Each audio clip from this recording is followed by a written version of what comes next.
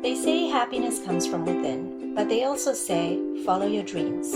So which is it? Should I look inside or reach out towards something more? Hello, I'm happy you're here. I'm Nusi. Do you ever feel it's wise to do one thing, but also wise to do its opposite? I do. Welcome to Wise Discrepancies, where we examine contradictory sayings that are wise and think about when each one works best. Because at the end of the day, we're all just trying to be as wise as we can. And sometimes wisdom doesn't come from choosing one truth, but from learning how to hold two or a few. Happiness comes from within, is the quiet wisdom of contentment. It says, stop chasing, look inward. Don't tie your joy to things that can be lost, like success, praise, relationships, achievement. Because when happiness depends on something outside of you, it can disappear just as fast. This is the path of acceptance, of enoughness, of presence. And often, gratitude is its companion. As Brother David Steindl Rast, a Benedictine monk and spiritual teacher, said, "It is not happiness that makes us grateful, it is gratefulness that makes us happy." This reminds us that gratitude doesn't mean we stop growing. It means we begin from fullness, not lack. We hear this wisdom that joy begins within in teachings from the Stoics, the Buddhists, the mystics. It's wise to look inward when chasing leads to burnout, or when we find that even after getting what we wanted, the restlessness stays. But then there's the other voice. Follow your dreams, chase your passion, don't settle. This is the wisdom of motion, growth, expansion, ambition. It says, there's something in your heart that wants to be built. Your dreams matter, not just for happiness, but for meaning. Without direction or desire, we can stagnate. So this is wise when what looks like inner peace might actually be avoidance or emotional flatness, when a quiet life begins to feel more like disconnection than contentment. Inner peace and apathy are not the same.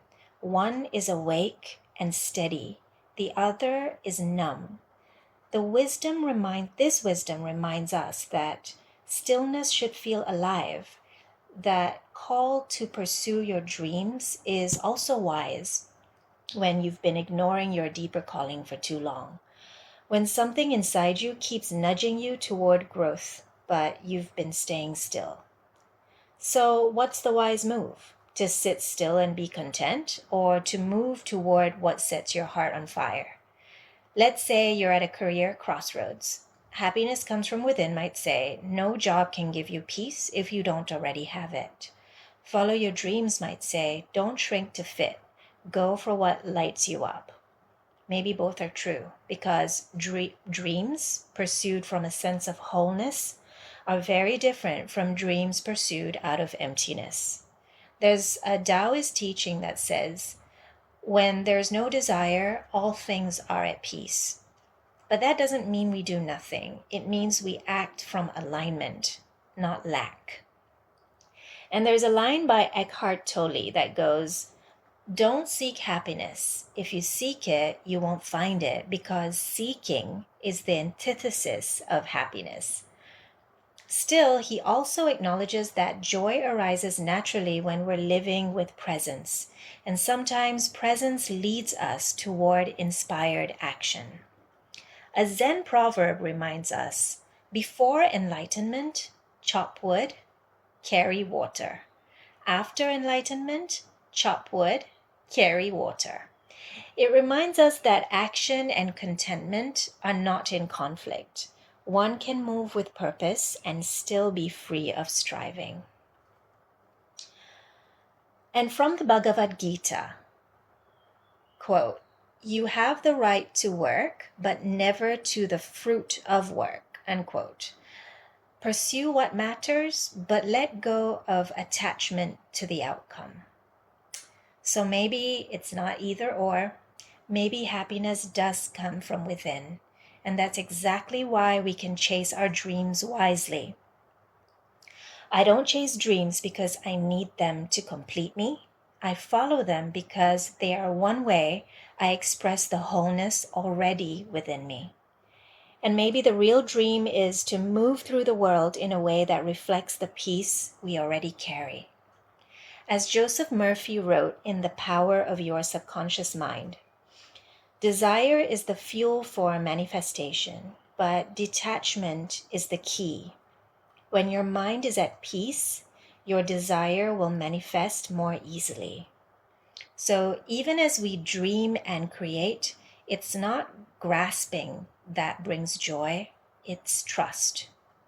And it seems to me that the common thread that's forming in all wisdom is trust.